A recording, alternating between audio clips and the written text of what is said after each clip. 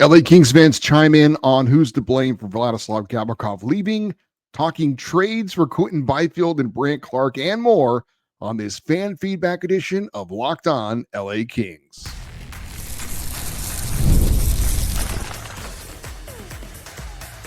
You are Locked On Kings, your daily podcast on the Los Angeles Kings, part of the Locked On Podcast Network, your team every day. Hey, Kings fans, welcome to Locked On LA Kings, part of the Locked On Podcast Network, your team every day. Thanks for making Locked On LA Kings your first listen every day. We are free and available wherever you get your podcasts and on YouTube. Today's episode is brought to you by Gametime. Download the Gametime app, create an account, and use the code Locked On NHL for $20 off your first purchase. I'm Eddie Garcia, your host of Locked On LA Kings. I've worked in sports media for the past 30 years.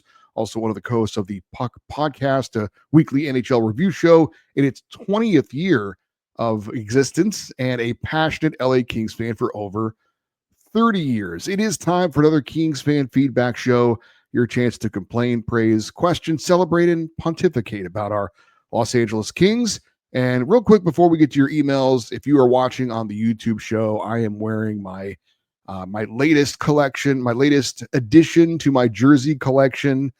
Shout out to listener Ryan Kim for suggesting hockeyauthentics.com to me. They are not paying me to plug them. I'm just a satisfied customer. I'm wearing my Four Nations Face-Off Team Sweden jersey with Adrian Kempe name and number on it. War number 10 participating in that event. Not his normal number 9, but it's a great jersey. I love it, and very excited to get to wear it here on the show today. I am a big jersey collector, as you probably know. All right, let us get to your emails. And our first one is an interesting one. It comes from Steve in Orlando. And he says, I just watched a YouTube video about the WHA merger with the NHL and found out something that blew my mind. Apparently, Wayne Gretzky should have been put into a draft pool per the merger rules, but the NHL bowed to the pressure from Edmonton's ownership, and Gretzky found himself and allowed to be protected by the Oilers. If the NHL had stood their ground, 99 would have been drafted by the Colorado Rockies. How do you think the NHL would look today if that had gone down? I know for sure that I would not be writing this email to you because I would be wearing a Rockies throwback hat instead of my reverse retro Kings hat right now.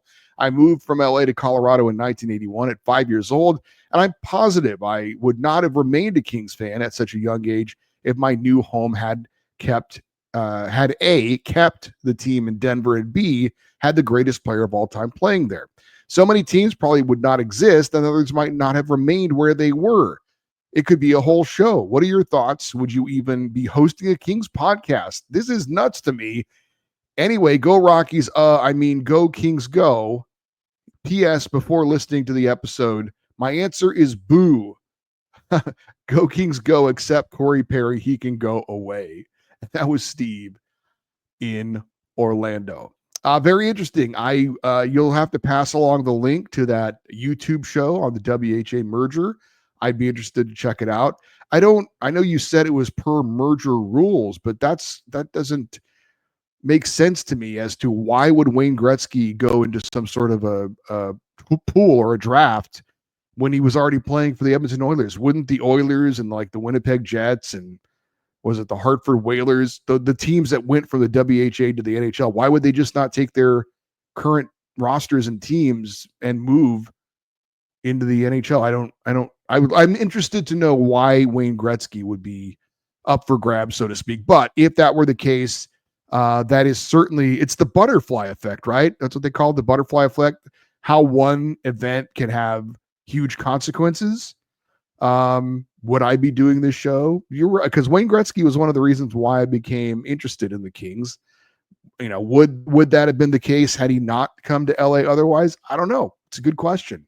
Would you be writing that email, as you said? Would I be hosting this show? Who knows? But we're thankful that Wayne Gretzky did come to LA. But no, I did not know that fact. That is an interesting fact. Mark in Huntington Beach checks in. He says, I love the show and all you do for us Kings fans. Thank you. Thank you, Mark. He says, last week you fielded a question regarding female play-by-play announcers for the upcoming season, and I feel you answered the question well.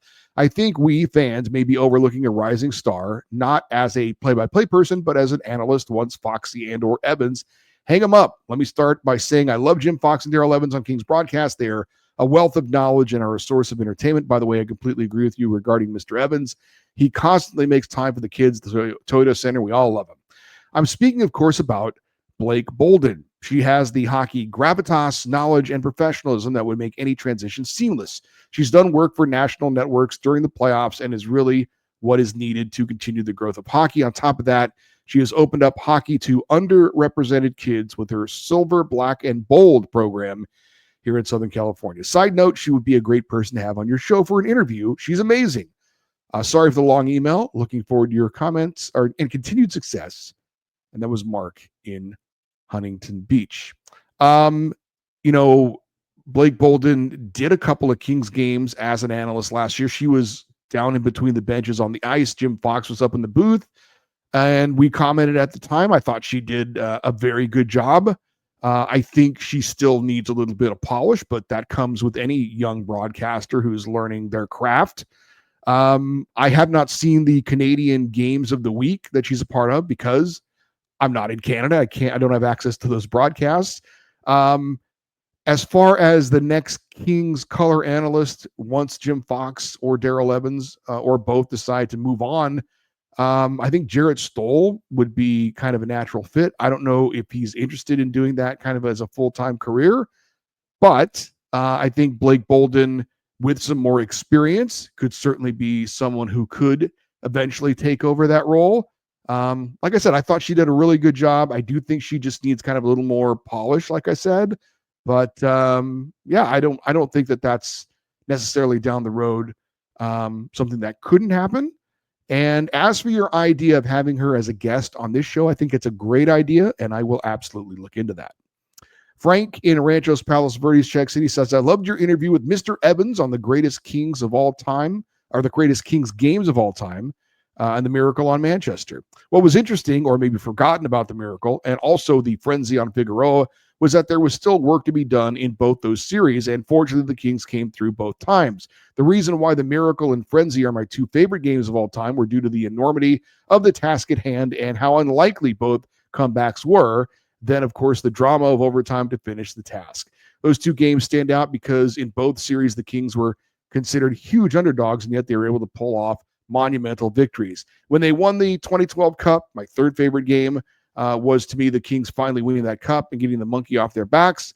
The game itself was almost never in doubt other than the fact that the Kings were about to win their first cup. It really wasn't that great of a game. Not much of any drama in that win, unlike the aforementioned Miracle and Frenzy that had the crowd going absolutely bonkers in the third period and overtime. A great memory for me was at the end of the Miracle was not only Daryl Evans and his teammates sliding towards the end boards in celebration, but also seeing the Oilers sprawled out on the ice in disbelief. Priceless. Great show again, and thanks for your off-season shows. They've been quite good. Take care. Go Kings go. And that was Frank in Ranchos Palos Verdes. Frank, appreciate the compliment. I have noticed this was from, I believe this was from a show we did not this past week, but the week before. I did notice just kind of, I do check the numbers as far as downloads and things like that. I've noticed that the YouTube show views are not as strong as they have been over the last couple of months, but eventually they do get up there. So apparently a lot of you guys are still watching the shows, but you're maybe not watching them like the day they come out or the next day. You're kind of maybe binge watching at the end of the week or something like that. So whatever is the case, I'm just happy you guys are still watching and listening. Chris in Oceanside, Czech City says, hey, Eddie, huge Kings fan for many years, starting back in the Jiggs McDonald years on the radio. That is quite a long time ago. My question is this. Having recently retired and seeing how I live in Oceanside, I've only been able to attend a few Kings games a year. I would love to start attending more games as well as some training camp days at the Toyota Center. Any advice on what is the best way to get the most out of my drive up? Love your show, and it has helped me to get through a couple of tough shoulder surgeries as well as my wife's cancer battles. P.S. Your interview with Daryl Evans was terrific. He is the bomb and still skates with no laces, if you can believe that. Fellow beer leaguer. Or maybe Chris is saying he's a fellow beer leaguer. And that was Chris in Oceanside. First of all, Chris, all the best to your wife. We have a couple of tough cancer battles going on in our family right now. So hope she's doing well. I assume you're asking me if there are any podcasts to listen to on your drive up from San Diego. Obviously, you're listening to Locked on LA Kings, which we appreciate. All the Kings Men with Jesse Cohen, a friend of the show, is a podcast you can check out for sure. There's also, the Kings of the Podcast with John Hoven and Dennis Bernstein. Our friend Russell Morgan has a podcast with Hockey Royalty. I don't know how often those guys do their shows. I don't know if they have like a set schedule where they do, I don't know, 1 a week or 2 a week or whatever. Obviously, Locked on LA Kings is your team every day, or at least 5 days a week. But those are all options for you if you'd like to. I hate to say check out the competition, because to me, there's enough room for all of us. We all have our strengths and weaknesses and things we do well and whatnot. So I think there's room enough for all the podcasts. But of course, if you have to pick one, we'd like you to pick Locked on LA Kings. I would also recommend the 32 Thoughts podcast. If you're interested in keeping track on what's going on around the NHL, that would be a good one to listen to. And also, of course, the Puck podcast, which I also put out every Sunday, that looks at the entire NHL as well. All right, a Kings fan is calling out Jim Hiller for the departure of Vladislav Gavrikov. We'll talk about that next on Locked on LA Kings, your team every day. You ever decide at the last minute you want to head to the ball game with friends or family? Maybe it's a game day and you suddenly realize you want to be in the stands. That's exactly where Gametime comes in. It's the easiest way to grab last-minute tickets without the stress. With the money you save on tickets, you can splurge on food, drinks, merch, or even invite more friends to come with you. Gametime makes it possible. They make buying tickets fast and simple. Prices on the app actually drop the closer you get to first pitch.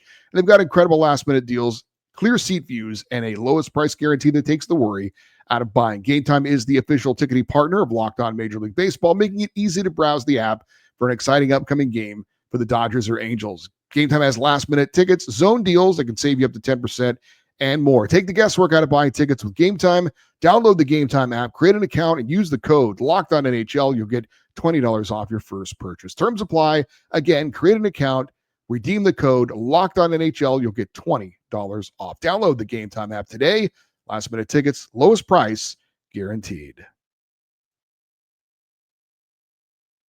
All right, continuing with your email. This one comes from Travis. He is in parts unknown. He says, I hope you had a nice summer. There are two subjects I want to chime in on for this week. Corey Perry and your center rankings list. As far as to boo or not to boo Perry, I'm in the vote of not booing, mainly for two reasons. Number one, he's here because he believes we're a team that can win the cup. He didn't sign here as a swan song or to play out his career. If he wanted to do that and live in Southern California, he could have signed with the Ducks. Whether we like him or not, he's a playoff performer, and the Kings need some of those. Number two, in today's day and age of salary cap and player free agency in all sports, you can pretty much expect a chunk of players to jump ship and play for the enemy. Ohtani left the Angels for the Dodgers. LeBron left Cleveland, returned, and left again. This is just how it is. While it'll be awkward to see him in black on opening night, it's just part of the normal. As for your top 10 Pacific Division centers critiques, number one, how did you leave Elias Pettersson out of your top 10? I have him fifth and nearly put him ahead of Kopitar. I get that there are a lot of drama in Vancouver last season, but the guy's a point-per-game player, and he has a 100-point season in his career. I think any hockey fan out there would take him over Chandler Stevenson, including Chandler Stevenson's family. Number two, while McDavid and Draisaitl are clearly 1-2, you have to rank McDavid first. Teams game plan around Connor more than they do Leon. In addition, when they're a pair, Connor plays center more often. No need to overthink it. Connor is the best player in the world. And that was from Travis in parts unknown. I will say, as far as my center rankings from the Pacific Division, I would say if you're looking at this past season, I think my rankings were correct when it comes to Elias Pettersson and Leon Draisaitl over Connor McDavid. Now, if you're looking at their careers in their totality, I will agree with you. I think if you're looking at what they've done throughout their careers, I think Elias Pettersson is probably a top 10 center in the Pacific, and you would rank McDavid ahead of Draisaitl. So I will concede that ranking the top 10 centers in the Pacific Division probably should have been more of a career thing.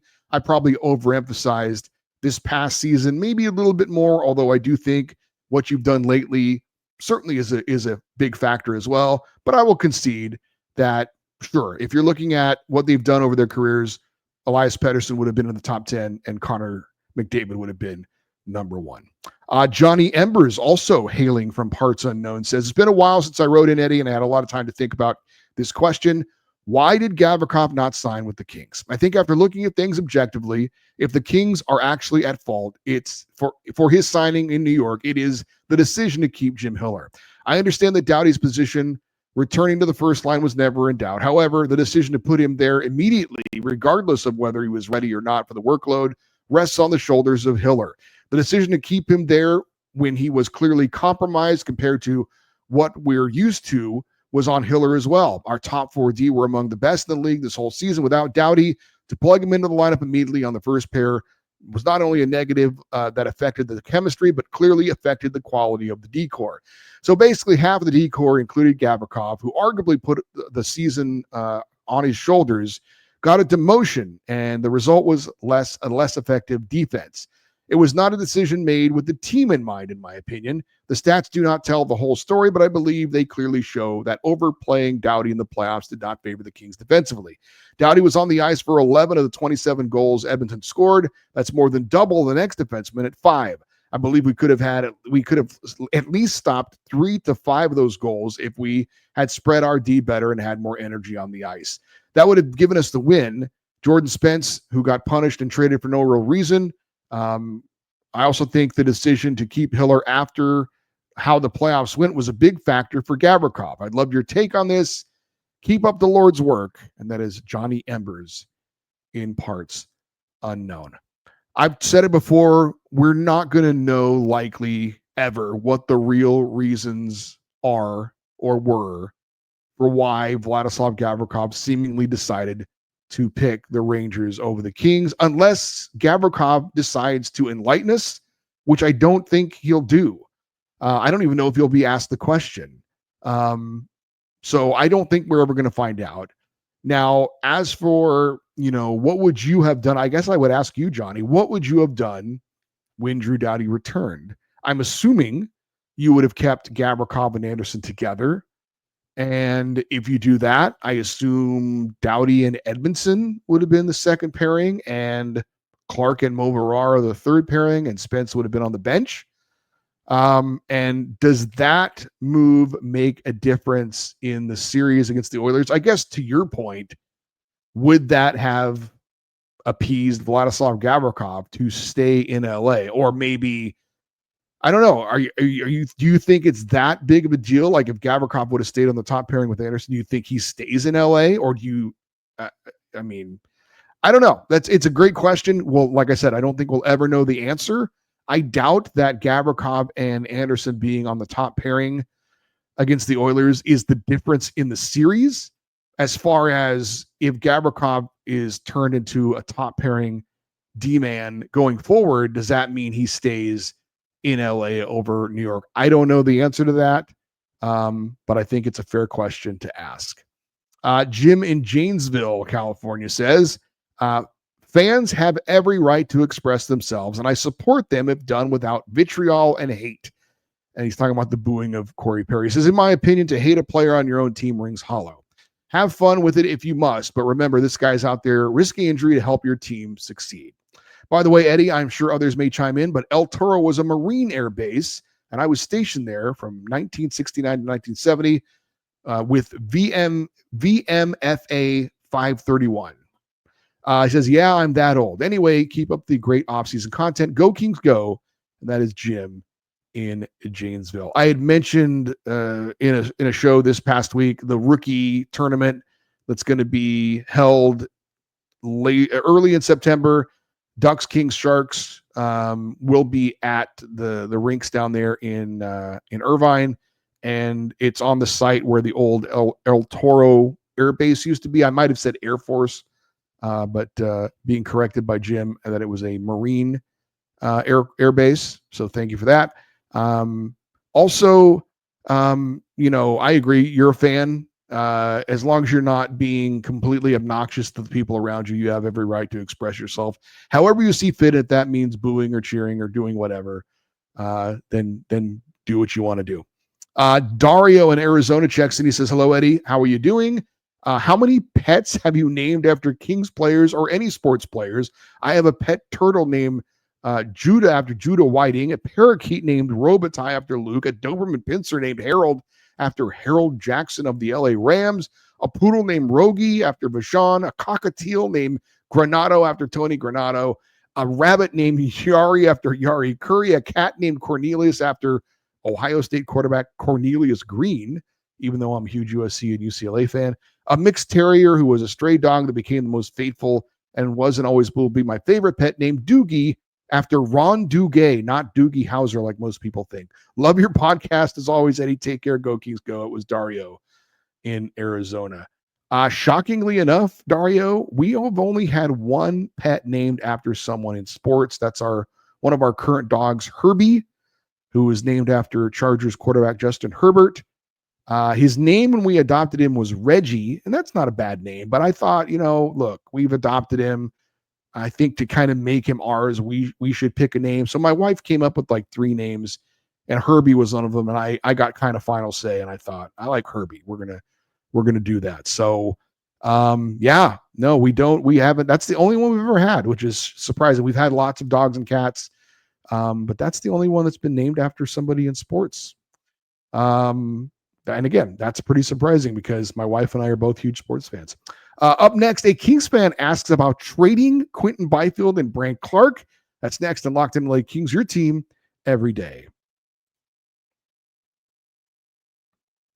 August 26th is officially FanDuel Futures Day, a brand new holiday for football fans who live for bold predictions and preseason hunches. For just 24 hours, FanDuel is giving you deals on NFL season predictions. So whether you're calling your MVP, eyeing a long shot division winner, or ready to crown your Super Bowl champ before week 1 even kicks off, this is your moment. So take a flyer on the MVP race. FanDuel currently has Ravens quarterback Lamar Jackson as the favorite. Crown your champion in August. FanDuel has the Bills, Ravens, and Eagles all at plus 700. Or parlay your division winner dark horse. How about my Steelers to win the AFC North? Visit the FanDuel app today and start planning your futures bet now, because Futures Day is one day and one day only. FanDuel, play your game. Brian in Los Alamitos says, if Ken Holland were to package both Quentin Byfield and Brant Clarke in a trade, what type of return do you think those 2 players could realistically bring the Kings?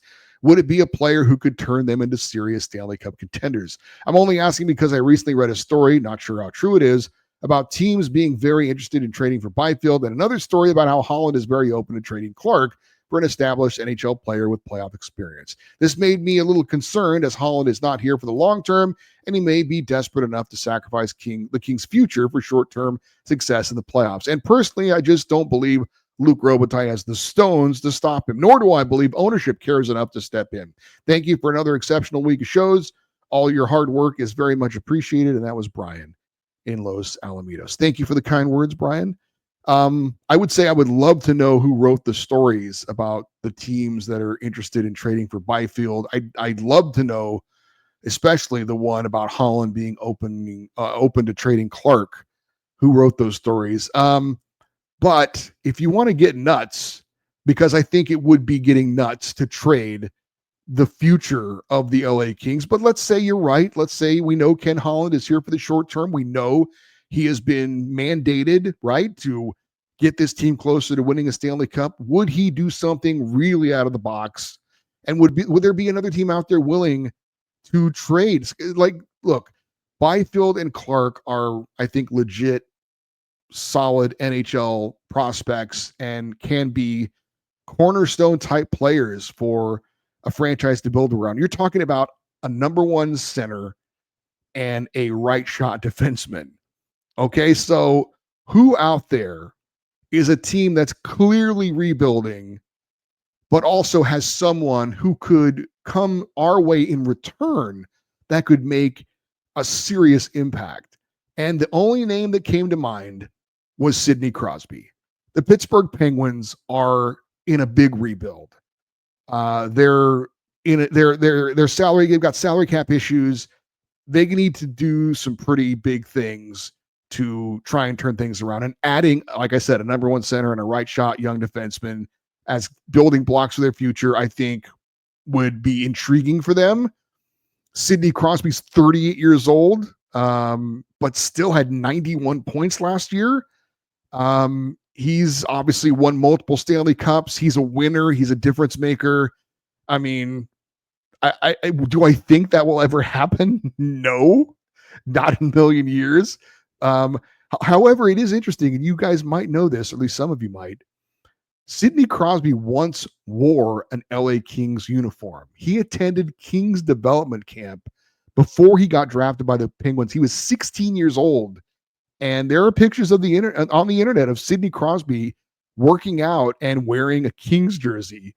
It would be a hell of a thing to see him close his career maybe in a Kings jersey. But that to me is the type. Do I think that will ever happen? No, I don't think that will ever happen. But again, if you're looking at trading two young pieces that a franchise could build around, if you're looking for a franchise that is looking to rebuild and has a player that could make a huge impact on a cup kind of contending team, I don't know. That's the first name that came to mind. But yeah, do I think that'll happen? I don't think there's any way the hell that would ever happen. Maybe it'd be something, that's for sure.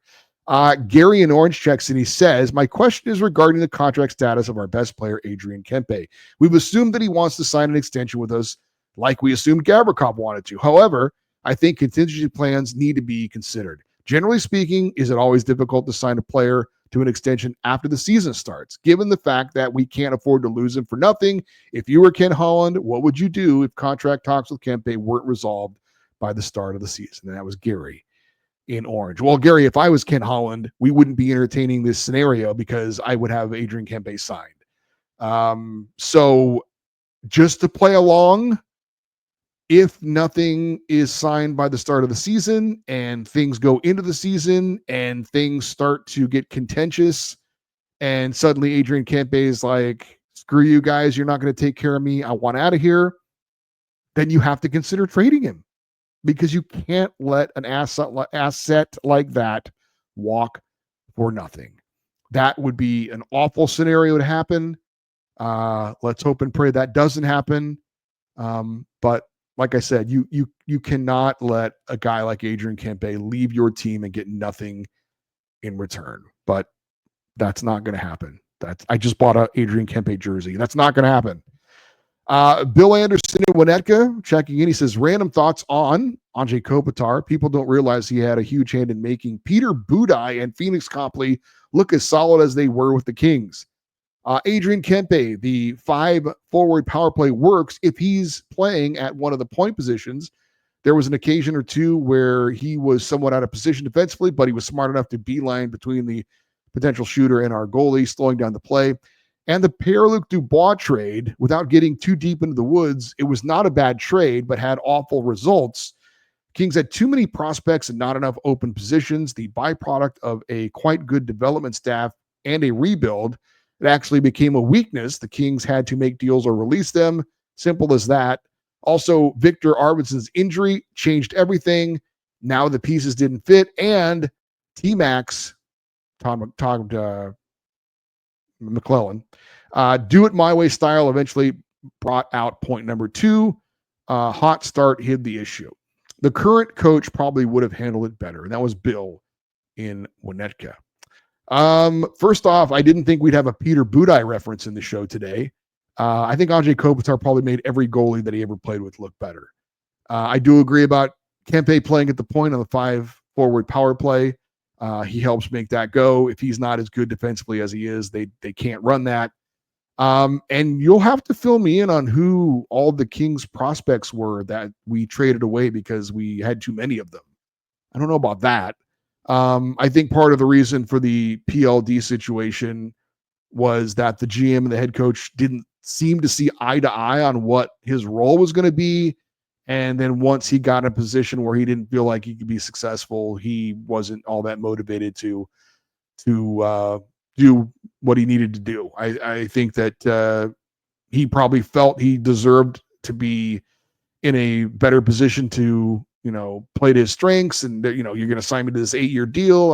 There needs to be a clear defined role for me, and that kind of never really happened. Steve in Tahunga says, I used my Thursday night and Friday morning to catch up on your shows for the week. There are a couple of things I'd like to add. First, my top Kings all-time team: Kopitar, Quick, Robitaille, Deadmarsh, and Dustin Brown. Adam Deadmarsh is an interesting pick. Top lines: LAPD line, Triple Crown line, that 70s line. And I swear in the late 90s, the Kings briefly had a Jurassic Park line with pterodactyl 6'8" Steve McKenna. I do not remember that one. Also, one email said they wish Kempe played on a line with Brown and Kopitar. I do remember them playing together often, but never was a designated line for a full game. Finally, regarding booing players like Rob Blake, I was more angry when Blake bolted for San Jose as opposed to when he was traded to Colorado. I booed him to the end, or booed him to no end. However, the point of this part of the email is what I saw after he retired. It was at the Toyota Sports Performance Center for development camp, and a newly retired Rob Blake walked into the facility right past me. I was going to call out to him for a picture or an autograph until I saw he was carrying a Sharks duffel bag. Oh, hell no. To this day, it irks me. And as much as I let it go, for the most part, when someone reminds me of Blake finishing his career in San Jose, I remember that moment. Thanks again for all the awesome shows. That was Steve in Tahunga. All right. And finally, Ed in Brea checking in. He says, first off, I want to discuss the Kings goaltending. Looks like it'll be Darcy Kemper and Anton Forsberg to be the tandem. Because of the Forsberg signing, I believe the Kings are not confident in Eric Portillo, or his injury may be a bit more serious than anyone knows. Also, I believe the Reign are looking to have Phoenix Copley and Carter George be the tandem in Ontario. I believe Kemper's limit of games will be around 55. Forsberg will have the rest. If Kemper gets 33 wins, Forsberg 13, that would be 46 wins, maybe 6 extra points in overtime, and that'll give the Kings around 98 points and hopefully be playoff bound. Also, your center group. I actually have Vegas's center group first, Edmonton, then Anaheim, LA, Seattle, San Jose, Calgary, and then Vancouver. Yes, I have the Quacks above us because their centers are more elite than ours. Kopitar is aging. Byfield's just a role player along with Deneau and Turcotte. You talked about being afraid to leave games early because you could miss a historic comeback. Interesting that Kings owner at the time of the miracle on Manchester, Dr. Jerry Buss, the Lakers owner, left the game when the Kings were down 5-0. Bob Miller said it during an interview. Then the miracle happened, so don't leave a game early. And that was Ed in Brea. First off, Carter George will be in the OHL this year playing junior hockey. He will not be playing for the Ontario Reign. So it will be Phoenix Copley and Eric Portillo in Ontario. Now, Portillo is not healthy enough to start the season. Then I would imagine the Kings would probably re-sign and bring back Jacob Ingham, who's been around both the Reign and the team's ECHL affiliate in Greenville for the past 4 seasons. As for the Ducks, I don't know why Ed, are you a closet Ducks fan? You always have Ducks on the brain. As for the Ducks centers ranking ahead of the Kings, that doesn't make any sense because Anze Kopitar, the aging Anze Kopitar, and the role player Quentin Byfield both had more points than the elite Ducks top 2 centers last season. So that speaks for itself. And you are correct. The legendary story that Dr. Jerry Buss left the miracle on Manchester early after it was 5-0. Shame on him, and he deserved to miss the greatest comeback in not only LA Kings history, but in NHL playoff history. Don't leave the games early. All right. Thank you to everyone who took the time to email. This show literally not possible without your participation. So thank you.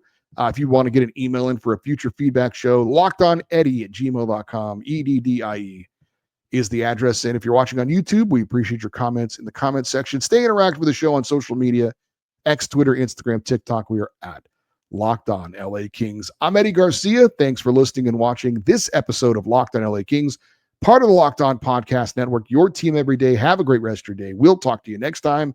And as always, go Kings, go.